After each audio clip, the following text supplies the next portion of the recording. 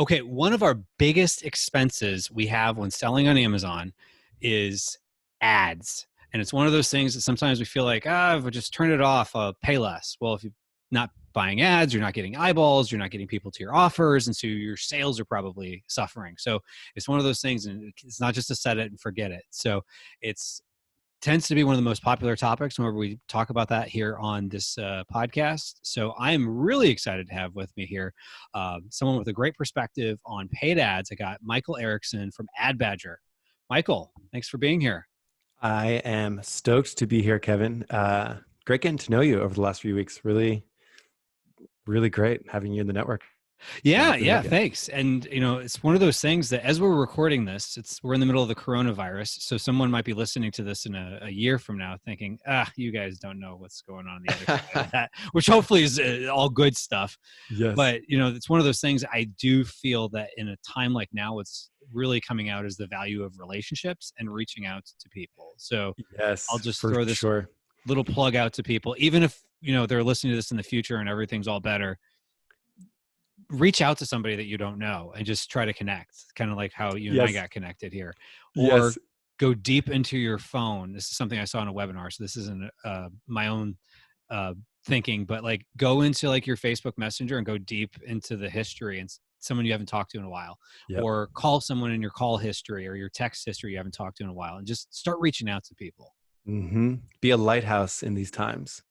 Exactly. Mm-hmm. And I think people are always looking for hope. And in times like when we're recording this, people are looking for hope in a lighthouse. I like that analogy. So, So tell us a little bit about yourself and how you got into the whole ad world here. Yes. So where do I begin? I think generally I was always very good with computers and the internet. My very, very, very first thing I ever did online was I started a surfing video website. And cool. I was, affiliate marketing, a lot of other things. So like an Amazon associate type thing. And that's really my first interaction with Amazon, and sort of that compounded into my love for digital marketing specifically. So I am definitely a digital marketer. If I had to label myself most closely, I'd be a digital marketer. So the reason why I love all of that so much, like organic SEO, like paid traffic, like doing all of these things, it's because I think deep down my personality, I am like a hardcore gamer. Like I love strategy games. I love like you versus the competition. Like, what are you going to do to use your resources better than the competition? And like, if you were to walk into my college dorm room, I would not be studying. I would be like playing StarCraft. Okay. Like, because it's like fast chess, and that doing digital marketing scratches that same itch for me. So like I love like during the coronavirus, during whatever, someone's just launching, someone's been launched, someone's spending $100,000 a month, someone's spending $50,000 a month, someone has 3 ASINs, someone has 3,000 ASINs. All of these are like fun little challenges to solve. When data goes up, data goes down, what does it mean? How do we interpret it? What's our next move? I love that component of it, and I love helping people with it. So I am naturally drawn. The best days when I'm tracking my mood, the best days are when I like helped the most people, where like I was able to like get on a call. What do you think about this? Record a video walkthrough for somebody's campaign. Check this out. You missed this. Like, this is what to do instead. It just ignites me. It's energy generating as opposed to energy draining. So I love it. So you look at it as kind of a game, basically, it sounds like. It kind of is, right? It really is when you think about like, it that way. You're making actions on your keyboard. You're picking things that you're doing on your keyboard in the same way that you'd be playing some computer game. Right. So it's keywords instead of dragons or whatever. Yes. Very cool. Very cool. Well, let's talk a little bit about Amazon. So how did you decide to go from, digital marketing and the surf thing to like getting into the world of Amazon? So I think so I started an agency many moons ago, and we were doing the things that like really drew out that like sort of that gameful spirit was paid traffic. So PPC, or pay-per-click marketing. Right. That means Google ads, Facebook ads, and Amazon ads for e-commerce. And for some reason, I got lucky because the first few clients that we got were doing all three. And, if you zoom back in time, like 8 years ago, Amazon was not nearly as popular. I remember talking to people back then saying, I don't feel like giving Amazon their commission on the sale. I'm just going to stick with my own site. And now that's like very unique and rare circumstances where anyone says that now. So I remember way back when people were still like, what do I need it for? I have somebody sells on my own URL. And that's definitely changed. And now you'd be hard pressed to find an e-commerce store owner that only wants to sell on their own URL and not take advantage of Amazon. You might get some unique circumstances, but for the most part, that's generally how it works today. And I got really lucky with that first batch of clients years and years ago. They were selling on Amazon. I had some that were hesitant, but I had a lot that were selling on Amazon in addition. So I remember when Amazon ads, you create your campaigns in Amazon, you were able to send the traffic to your own e-commerce site. And like the product ad, it was called Amazon Pads product ads. And it literally, like, you would create an Amazon listing. It would look like an Amazon listing. And then when you had an ad, people would click on the ad. They'd go to the product listing on Amazon. They'd click like shop now. They'd be taken to your Shopify site. Really? Eons ago. Oh, wow. Yes, it was before my time in the e-commerce world. Yes, it was by and large the highest converting ad, period, because it even preceded like Amazon sponsored products. And it was such a high converting ad. And I just remember like seeing that, whoa, the Amazon ads convert way more than Google ads for e-commerce stuff. Like on Google ads, you are jumping for joy if you get a 2% conversion rate. On Amazon ads, the average conversion rate is around 10%. It's like, right. Like the best day is, on Google ads is not even close to an average day on Amazon. And sort of doing more and more of that, working with more clients, building a team. The next evolution of that was creating a tool that really, to be honest, scratched my own itch in the sense of, hey, there's things that I do in campaigns that I just don't see any tool doing. So like I wanted to create a tool that was for that. Like I wanted to be able to get more done in a faster period of time. And that's sort of the evolution of AdBadger. That's how I personally transitioned from agency owner to software Amazon marketing tool owner. And the agency is still going and it's still strong and it's being run by another CEO. Oh, nice. So is the agency doing 100% Amazon or is it doing a mix of? The agency is still doing that mix. They're still doing Google ads, Facebook ads, and Amazon ads.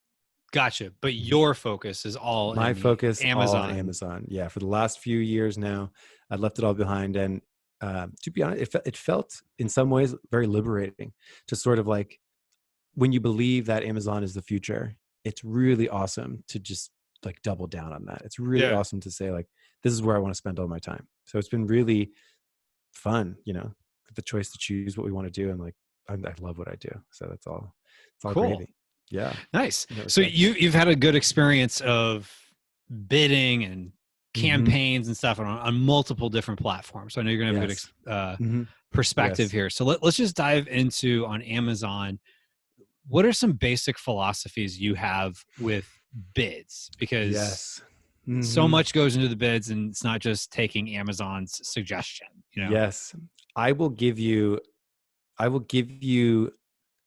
the first thing, like step one, when it comes to bidding, which is, first of all, such an insanely hot topic because it's literally pay per click or cost per click advertising. Like the amount that you pay will dictate how much you are spending per conversion, like per click. So just the fundamental here is to really recognize that your bids is your choice, and that choice should be based off your goals. So, people a lot of times ask questions like, what should my bid be? How should I approach bidding? What is your bid philosophy? And it all comes down to, well, what are our goals? Now there are different goals. And a lot of times when people hear that, it's like, what do you mean there's different goals? The goal is all the time is not, well, I want a low ACOS as possible. I want like 5% ACOS. I saw some screen caps somewhere where, by the Right. way, people probably edited their browser to make it look like it was 1% Right. ACOS. You They just write. found one keyword in one campaign that was doing that. Yes. So what I can say is that that's not everybody's goal. It's a very, very popular goal. Most people have a goal of an ACOS based goal, but Hmm. then you have to sort of take a step back, because you might be in launch mode, you might be in sustain mode, evergreen mode, you might be during an emergency, a crisis where you need to be quick and reactive. So the first thing that I always recommend people to think about when it comes to bidding is, what am I aiming for? You know, Mm. when you have that bullseye that you want to get to, then you can work backwards and actually come up with a bid plan. So bidding is really fundamental, and it all begins with a plan. You need to know your numbers. You need to know your break-even ACOS. Hmm. You need to be observant. If you're bidding for ranking, you need to be observant to keeping track of that. If you are bidding with a launch-based product, you need to be aware of that. If you are bidding for your own branded terms, you need to be aware of that. If you're bidding on competitor terms, you need to be aware of that. And if you're bidding on generic, sort of like category top of funnel terms, you need to be aware of that. So I know that's a really complicated answer, but the first step on bidding is to ask yourself, what am I bidding on? And what do I want my end result to be? And then, like, how you bid becomes crystal clear.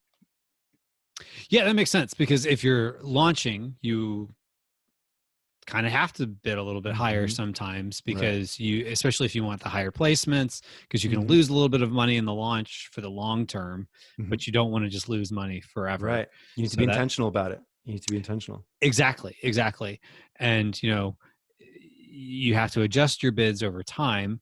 Yeah. And I've really come to learn in probably just the last 6 months how much bidding is important. That's why I'm really glad to have Yes. this Mm-hmm. conversation, because I always was more in the just move keywords around between, auto and manual, and, make negatives and stuff like Mm-hmm. that. But I've come to learn there's so many more levers you can pull Yes. with the bid. Yes. So all right, so now you've got your goal. So you Mm-hmm. know what you want to do, whether it's Yes. maintaining or keeping a certain placement or launching Mm-hmm. or whatever. So you know your break even. Yes. So what do you do there to decide, yeah, I want to be on top of page one Yes. or Mm-hmm. whatever? Yeah. So then translating that into the vocabulary of Amazon's campaign manager, Hmm. because you can have a goal to bid for ranking, but there's no setting inside, there's no place inside Amazon. You can't see that inside Amazon. So, you know, these are the things that we think about. These are the Right. tools that we're trying to build to like combine that, where you're bidding on a keyword and then you can see the ranking right next to it. That's Mm. pretty. That's a pretty neat idea we're working on. But with all that said, you want to translate into the most easily accessible part of Amazon, which is relating whatever your goal is to your target ACOS. So Hmm. this is where having a target ACOS makes the most sense. Not to say that ACOS is the ultimate goal, because you could be trying to rank. However, you need to translate that back to what your target ACOS should be. Meaning, if you are launching and you are bidding aggressively to get those early sales, to let them compound into reviews, to eventually compound into a higher conversion rate, Hmm.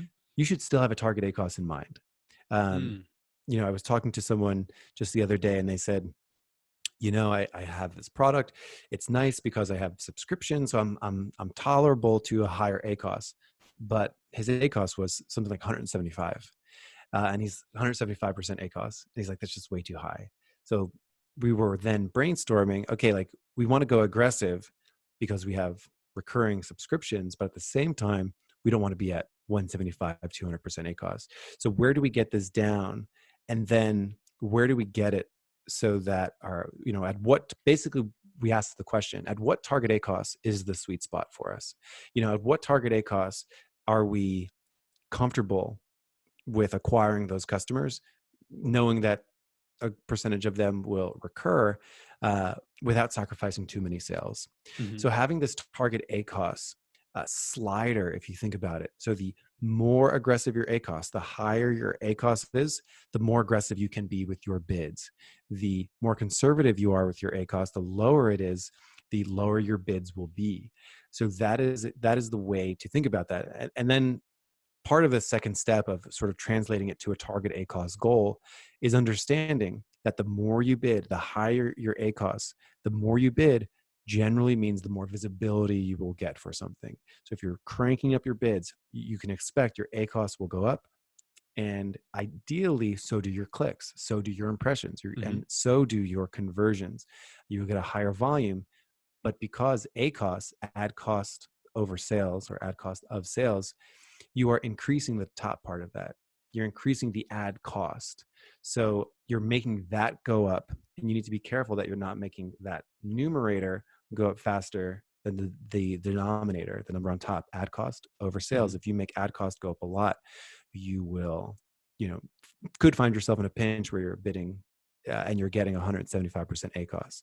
So really being keen on what your goal is, and then translating that to a target ACOS. And there's so much I could say about that. Really, the most common way, the one that's going to be most useful for people to know about, is to start with your break-even point. What is your target ACOS? Where do you break even? And really simply, when you're first starting out and you're relatively new, you want to be pretty close to that break-even point. And then over time, as your conversion rate goes up for your product, you are able to have the luxury of bidding a little bit lower and getting a lower ACOS. I know that was a lot.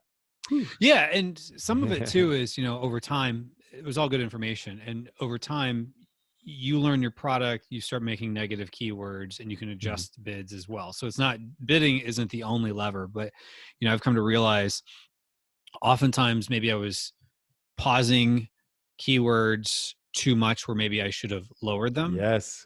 Ooh, as opposed to just pausing it, because maybe I could take more clicks over time to get a sale, but if I just turn it off, then I'm not getting anything. But if I want to keep within that target ACOS, I can at least get some clicks as long as they're cheaper.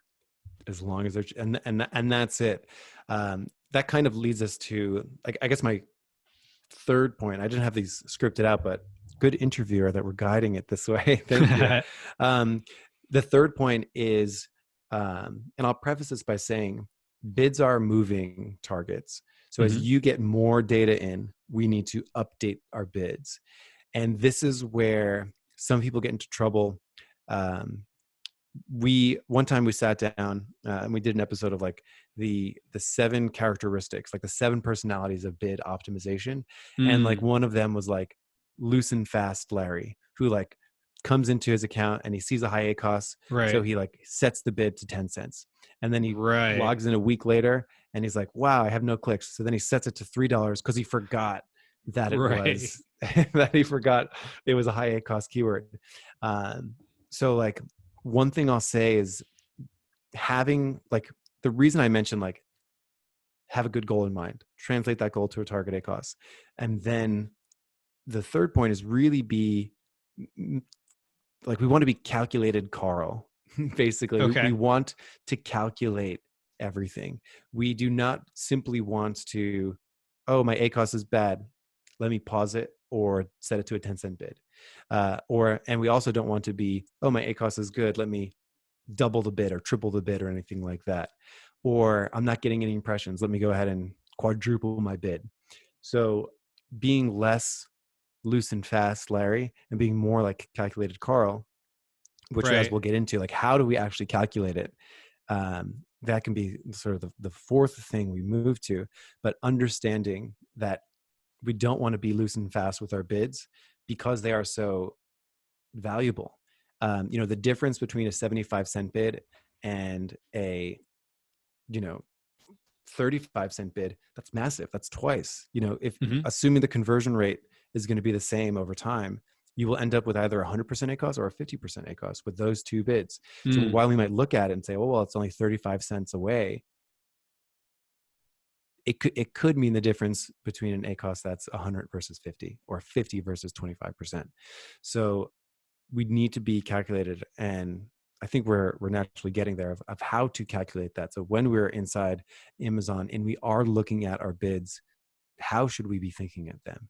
And I think that's a good next step. Sounds good to me. Let's go there. So let's talk about that next step of now you're in front of the screen trying to decide your bid. Yes. So this is where it gets fun. And if you think about it, we've put the tools in our tool belt to get to this point. Even we are not just showing up to our bid optimization session, which I highly recommend everyone like actually set a calendar event on your project management tool, whatever you like to use, paper, whiteboard, Asana, Trello, whatever it is that you use. Actually schedule time to do bid optimization. It's important. And that's a good idea. I don't want to skip past that. Is that oftentimes, like, and I've been guilty of it myself, where you just kind of like life flies by or whatever, and then you realize you're in reactive mode of, oh my gosh, my ACoS just shot up on everything, or oh my gosh, my sales are down. Yes. And then now you're using scared money to make decisions. Yes. So and as you opposed want to to a process. Yeah. And what's crazy about bid optimization is literally like after you set a bid on Monday, you do it all great using like the calculation strategies that I'm about to mention. Literally the next day it's out of date because you got more click data, you got more information. Your conversion rate either went up or it went down. It's already out of date. So if you think about like a ship sailing in the wind, if you're like 1 degree off, the first day might not matter.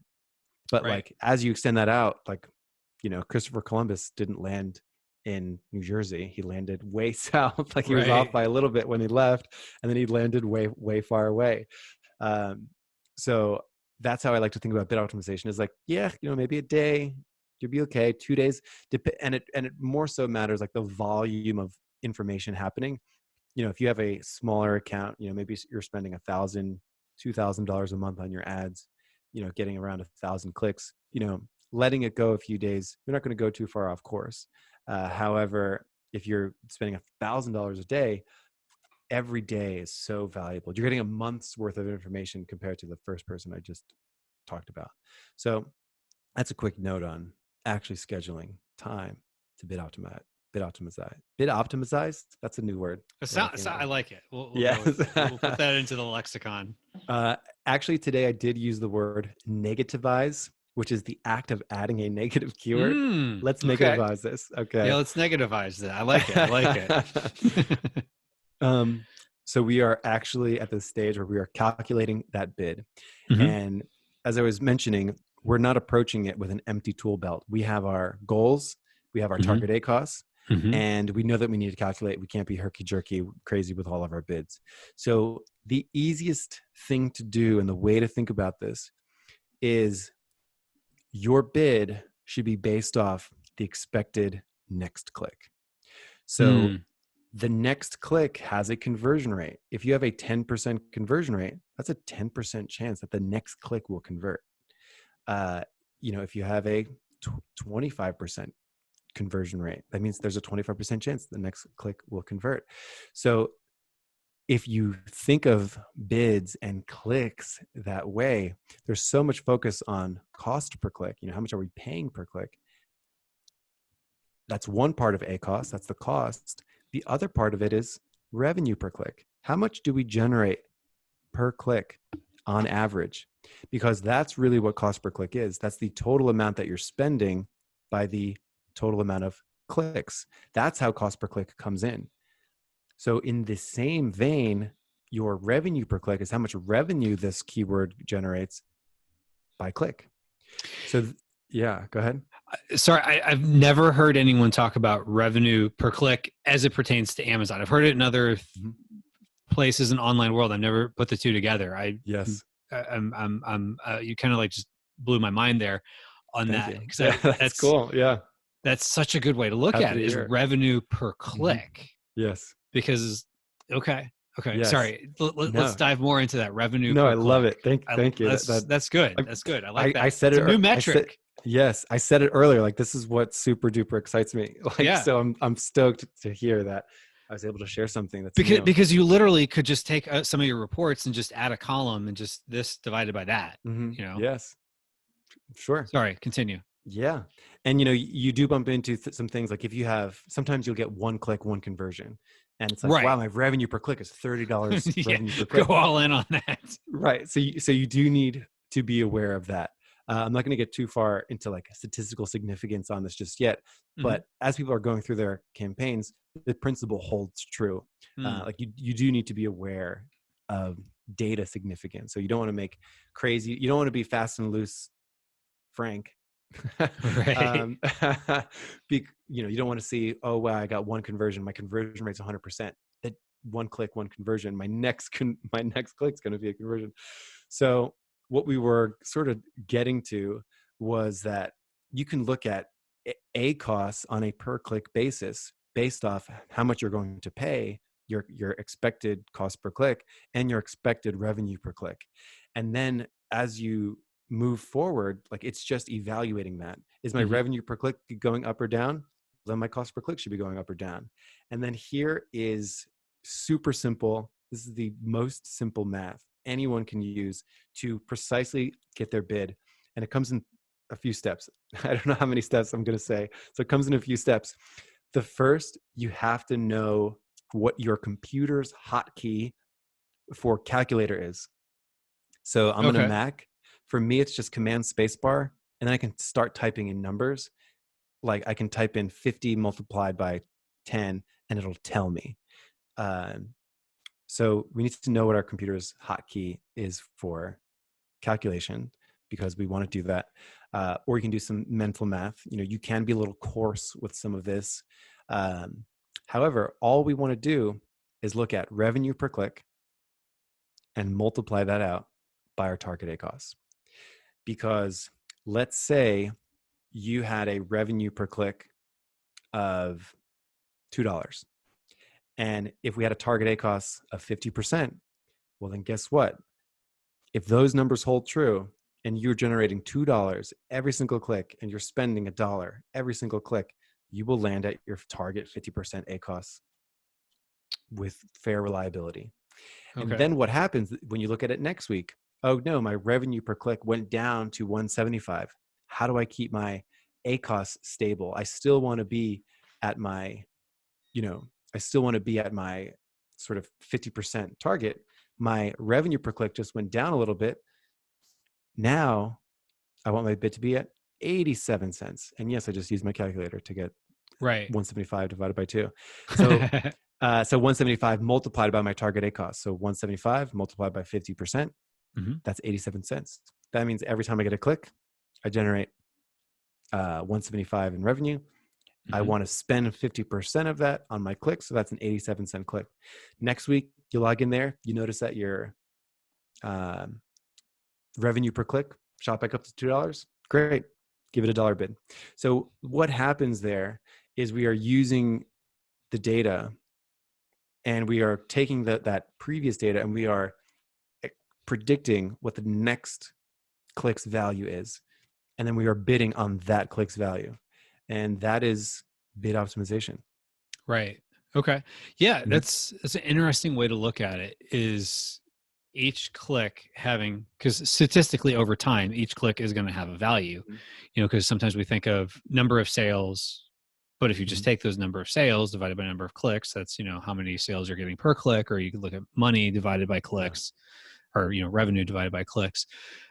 Okay, so now you've got that. So how often are you going back in and making sure this is right? Mhm. Because I've heard people say, and you probably have somebody in your fast and loose, Larry and whatever, Patty or whatever, whereas maybe they start off and they're all excited, and then they look that night and they freak out and they pause everything, Mhm. or they let it go for months and they're like, oh my Yeah. gosh, what happened? Yeah. So here's what I see happen a lot, and I would advise anyone from not doing this. Okay. Sometimes what people do. So let's say you have a keyword that's currently awful, 200% ACoS, Hmm. awful based off people's goals. So we're assuming that is Right. beyond goal. Right. I always try to bring it back. I never I try not to use words like better, worse to refer to ACOS, because it's really based off an individual's goals. Some people have a higher break even, better margins, whatever. So anyway. Well, hold on real quick. I don't want to Yes. overfade that, because I've talked to people that freak out because their 15% ACOS went up to 20, and they ask me, is this bad? It depends. Yeah, exactly. Going back to the first tool in your toolbox of what Mm-hmm. is your goal. And so, I think sometimes people like look at it and they might have heard in a forum someone talk about, their 5% ACOS. And now all of a sudden they're comparing everything back to that. Could be a completely different product, different market, different time in the, lifespan of that product. So, very good point there. Yes. It's important, and I'm happy that you jumped on it. This is why we get along. Yes. Like, because it's true, like you will meet marketers, business owners that do have that similar philosophy. Mhm. And I think that's why we've been getting along, because we're not very sensational. It's not like, well, this is what you have to do to like get a 5% ACOS every time. It's Right. like, no, like there's math here. Right. And it may not even matter, Right. whether it's So 5 or 50, depending on your goal. yeah. But what sometimes happens, so like, let's say you have a 200% ACOS and it's bad based off their goals, and your bid was $1, and we're trying to get down. So you run this number, you get your revenue per click, you give it a bid, and the bid will be low, because if you were bidding something at 200% and you're trying to get down to, 50% or 25% or 15%, whatever it might be, that bid's going to be very different. So the revenue per click on that keyword is going to be very, very low. Does that mean you should turn it off? And I generally like to say, like, potentially. The way that I think about, to me, my first reaction is always, let's bid optimize this. Like, is it awful? Is it truly an awful keyword? Because it converted at least once to have an ACOS. What if we just got the clicks really cheap? I always ask that question. And then you can look at it. Like, if you did have a keyword that was 200% ACOS, your revenue per click may be 30 cents. Meaning every time you get a click, you generate 30 cents, but it's like very low. And then if you wanted a 50% ACOS on that instead of a 200% ACOS, you're going to be looking at a 15-cent bid. So then the question becomes, like, if you could bid and get clicks for 15 cents, you'd be crazy not to do it. Right. Because if you could get clicks at 15 cents, go and get clicks at 15 cents. The clicks are going to be cheap, and you're going to be paying very little per each one. But the assumption that we are making here is that the future clicks will convert like the previous clicks. So and theoretically, without getting too far deep in the weeds, theoretically, a click for the same keyword should convert the same whether you are bidding $1 or 10 cents. It's just a matter of how many clicks you will get. So with that being said, that 200% ACOS keyword, bid optimize it. Are you getting clicks? Is it worth keeping around? Or is it completely irrelevant and maybe you shouldn't even have it? Or is it maybe a broad match keyword, and actually, if you look at the search term report, it was actually something else that you got the conversion for, and that was pretty good. Peel that out, turn that into an exact match. So there is the decision-making process before you pause a keyword. I always try to say, if you were meticulous with putting your keywords in your account, then you should be meticulous about taking them out. Again, I generally am not a fast and loose Frank. Like, there's some people that just dump hundreds of keywords in their PPC account. Then, if you didn't put much thought going in, then maybe you don't need to put much thought going out. But I generally don't recommend that strategy because it is so uncontrollable. That is the equivalent of throwing spaghetti at the wall and seeing what sticks. I am a little bit more meticulous about keywords. So I always ask, could this be bid optimized before I pause it? Would I be happy if I had one conversion from this a month with low click volume, good ACOS, my target ACOS? Would I be happy with that? And then how do I assemble an army of these things? Like, how do I go out and find 100 keywords that first give me a 200% ACoS? I'm going to bid optimize. Now 200 of these are going to give me one sale each. Boom, I just found 200 more sales a month. Like, how do I find those things? Like, that's the power of bid optimization. Like, the thing that's most awesome is when you have a keyword that it's like you're jarred at the too high ACoS, you bid optimize it and it's fixed. The thing to keep in mind, because you're going to be getting fewer clicks, you want to be cognizant of that. You're going to be getting fewer clicks. It's going to take more time for you to get those clicks and the eventual conversion at a 15-cent bid than when it was $3. At $3 a bid, maybe you were getting 10 clicks a day, and you found out that this was a poor performer immediately in like 2-3 days. It might take you 2-3 weeks to get the next conversion at a 30-cent bid. So these are the things that I think about when it comes to bid optimization.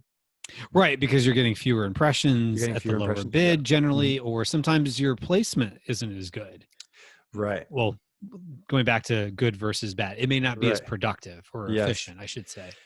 Yeah, and that is where this can get a bit more complicated because of placements. Amazon unfortunately doesn't allow you to tweak the settings for a keyword for the placements. So you may bump into some situations where you increase your bid, now you show up top of search is better. So you actually get a better sales revenue with a bigger bid. You get a higher conversion rate with a bigger bid. If you decrease your bids, you may leave top of search, which is generally the highest converting. If you decrease your bid too much, now maybe you only show up on product pages or rest of search, which generally has a lower conversion rate than top of search. So these are things that, again, you look at and you respond to. Got it. Now, would you break out something that converts well, assuming it's top of page, into its own campaign that's maybe a top of page campaign? I'm a big proponent of single keyword campaigns. We do talk a lot about this. And people that have done this, we get probably one message a week like, oh, I broke out one of my keywords into a single keyword campaign, and like, I like it more. I like it even more now. So what that allows you to do is because Amazon doesn't allow you to set placement bid settings at the keyword level, only at the campaign level. If you take a keyword, maybe something that is special to you that you're trying to do a lot with, maybe get a choice badge for, or just a high volume term you want to be really precise with, take a single keyword campaign. That's literally one keyword in one ad group. That's the components of the campaign. That allows you to then fine tune your placement settings, because then you're bidding specifically to what it's worth for top of search and product pages. Right. And going back to your thing about if it's one conversion, don't get too excited, probably too early, and put that in. But if it's a high volume, keyword, then it's definitely worth considering.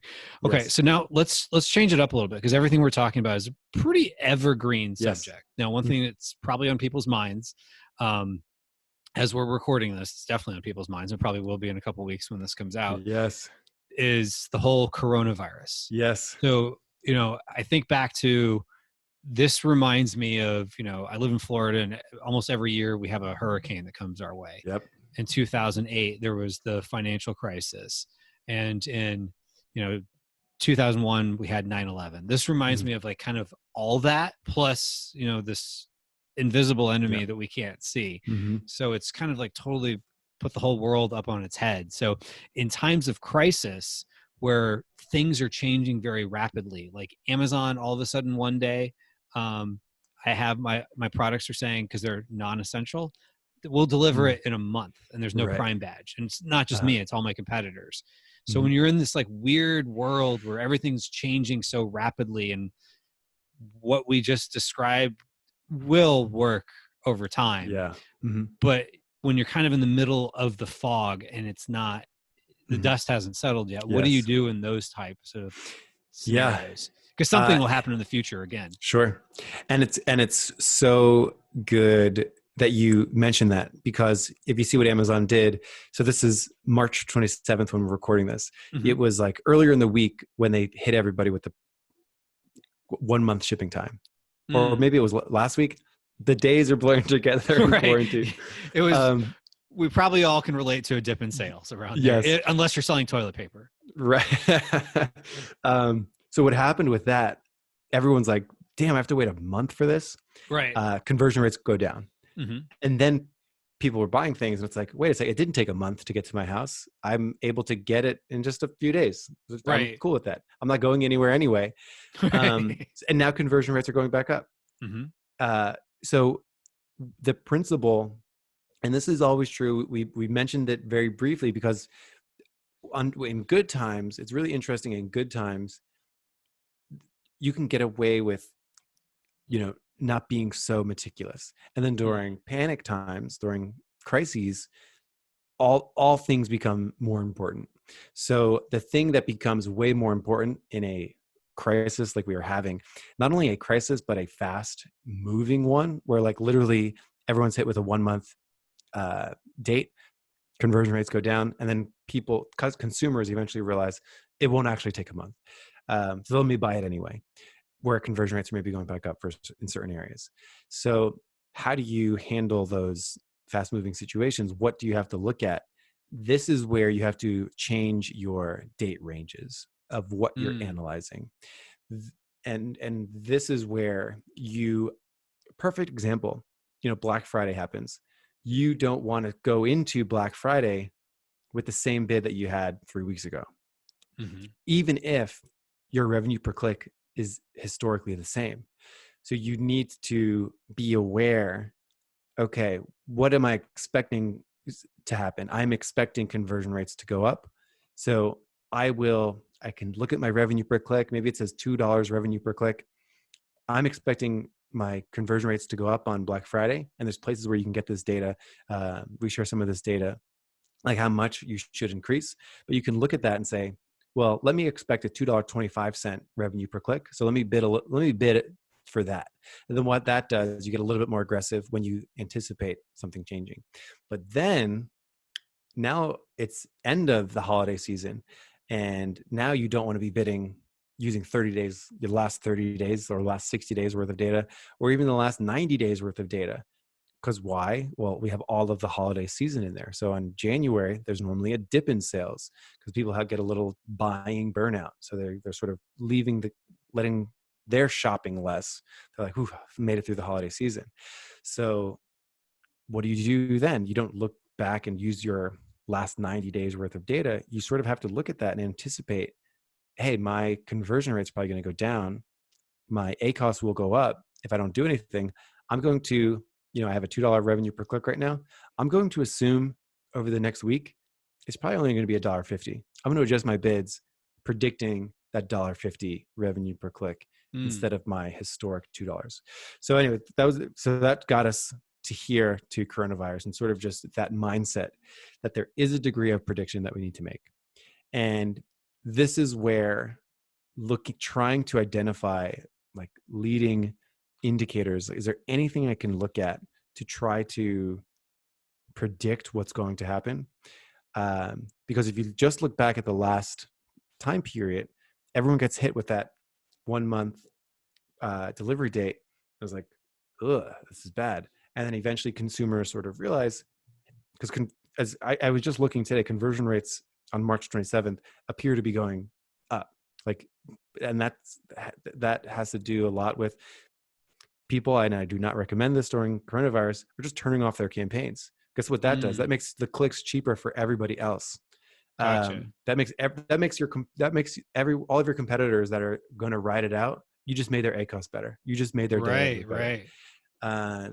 So you need to be aware. So there's a lot of unknowns that are floating out there, and the goal of bid optimization is to try to predict the value of the next click. And there's a couple different ways that you can do that. The first and easiest way, you want to cramp down the time frame of analysis. So that revenue per click that I keep mentioning is based off a time period. If you look at the last 90 days, that's a revenue per click. Mm-hmm. If you look at the last 30 days, you'll have revenue per click. So So during a crisis, you want to shrink that down. And ideally, you are making decisions with enough clicks. You know, you don't want to make big decisions based off 10 clicks if you can help it. So the more clicks, generally, I try to say 3 conversions or more. So a time frame where you have at least 3 conversions is generally a good way to look at it. And during so you can shrink the window to get the most up-to-date relevant data. And sometimes, you know, you might want to play with a time range. Okay, you know, my revenue per click over the last week was $2. If I extend it back out to 30 days, it was $2.50. So, okay, this looks right. Maybe it's going down a little bit. Change up the time frame. So really the thing to walk away with here, we shrink the time frame. We try to get most recent relevant data as possible. And then 2, we need to be savvy marketers. We need to be savvy business owners. And we need to sort of anticipate, will my conversion rate go up and will it go down? And this is where keeping that track, like setting that reminder, what is my conversion rate? What is my conversion rate? And you look for other indicators, you know, what is my product's conversion rate? Because that data is generally faster than ad data. So you look at your product conversion rate. You look at that over time, see where that is moving. And you can use that to inform your decisions. So in short, to summarize that, shrink your time frame, try to have at least 3 conversions worth of data. You know, if that takes you, you know, if you're able to see 3 conversions in the last week, that's great. If you have to go back to 2 weeks or 3 weeks, that's great too. That's the data that you have available. That is going to be your best bet for whatever the next click will be. So shrink that time frame down. Yeah, you have to shrink the time frame down. And, you know, really it comes down to, like, you know, they say it with the stock market, don't panic. Right. Because, like, I remember, let's say it was the Sunday that they announced or they made the change, whatever it was. I noticed the same day my costs went up and my sales went through the floor. And I think what happened was people were probably clicking around to a bunch of different, like, customers were clicking around to different listings, seeing if they would get a different story. But then they noticed it everywhere. They're just like, oh, they just did it. So sometimes you got to write out the anomalies to get to the juice of it all. So exactly. Yeah. So this has been a great conversation here. So if anyone wanted to learn more about your bidding strategies and your nicknames for types of bidders and things of that nature, where would they go? AdBadger.com. That's probably the easiest place to find us. Yeah. Okay, great. So definitely I recommend everyone checking out AdBadger, and you also have a podcast as well. Yes. So definitely recommend, you know, checking out your podcast, and we'll make sure to link to all that as well. So thank you so much for coming on Maximizing E-commerce here today, Michael. This is really insightful, and I taken away, I was jotting down notes here of some of the stuff that I hadn't even thought of. You know, sometimes you just take away a little golden nugget, it can really help you. Yes, you're too kind. You're being that lighthouse. Thank you. Thanks so much. Take care.